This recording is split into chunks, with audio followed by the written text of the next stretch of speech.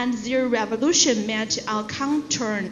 We are now entering an improbable world. In 20th century, people may have the confidence that I can keep myself distance with fatalistic technology determinism, and may also understand ever agree that technology is a positive force as well as a Pandora's box. However, it's not hard to find out these thoughts like emails killing us and there isn't anything we can do about it. We are facing new technology and involuntarily practicing the new technology determinism. What is more alarming that the term like communication revolution along with the term information society has now almost come to acceptable as objective description of our time and the type of society with its emerging. In the circumstances, we should rethinking what role communication technology play. In other words, radical review should be carried out according to historical roots and social background. In this process, I think critical perspectives would be instructive. So next question, what is critical criticism of communication technology? So according to Taiwan media critical professor Xinsheng Huang, the methodology of critical theory was think through the appearance of perceived incense.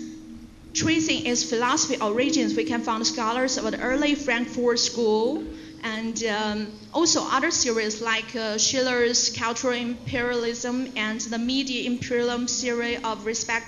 Okay, if I can show my PowerPoint, maybe I can conclusion more quickly, but I have no way.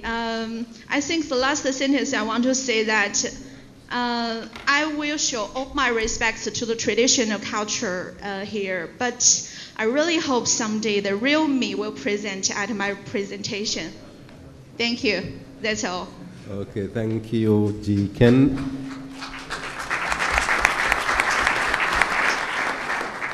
الباحث الثالث في جلسة اليوم الدكتور إدوارد داونز من الولايات المتحدة الأمريكية في ورقته المعنونة Reflections on the PowerPoint, a multidisciplinary discussion of where the Internet and communication management meet. I will introduce you just for 1 minute, Ed, and then I will give you the floor.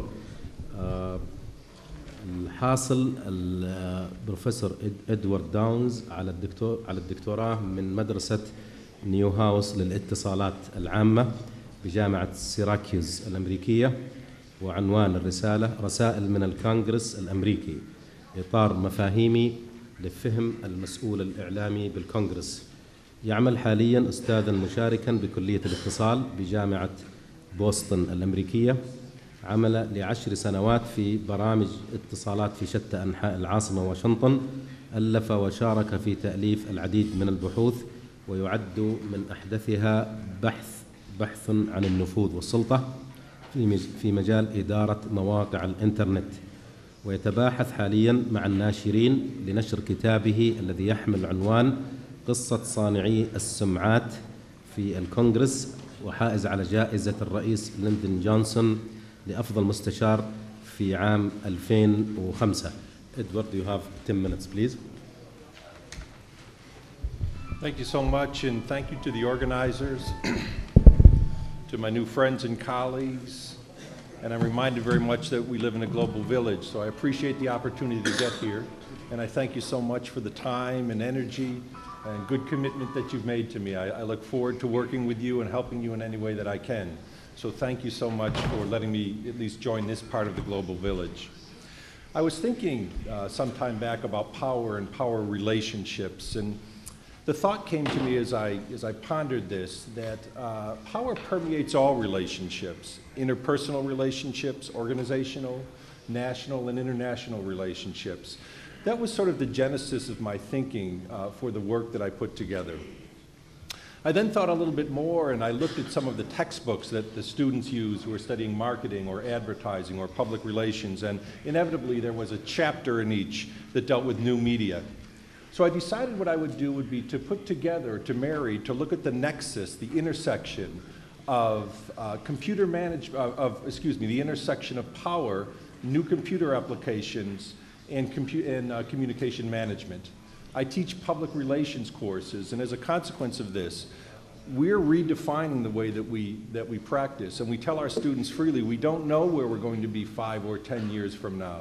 We only hope that we'll be in a good place. With that said, I've put together just about 8 various points that I'd like to share with you over just probably the next 8 minutes, and I would welcome you to contact me or to allow me to help you in any way that I can. And one more point of gratitude, I thank you for answering all my email notes back and forth.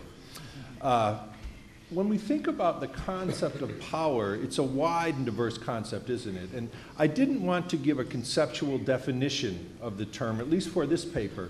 And the reasoning, thank you, and the reasoning behind that was that I didn't want to limit power. And this is a very interesting study, and personally it was a challenge for me. So much of my work has involved quantitative measures or even some qualitative work that has much more strict parameters, and this was fairly wide-ranging.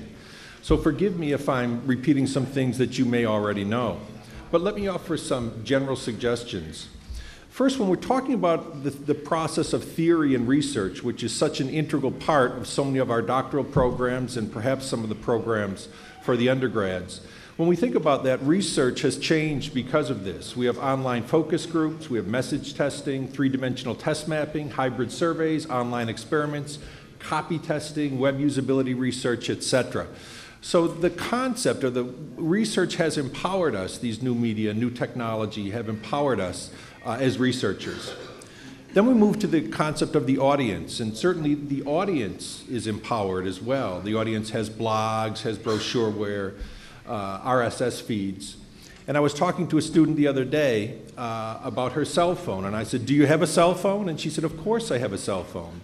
And I reflected back just 11 years to a paper I published in which cell phones were just coming to fruition. They just actually begun to diffuse.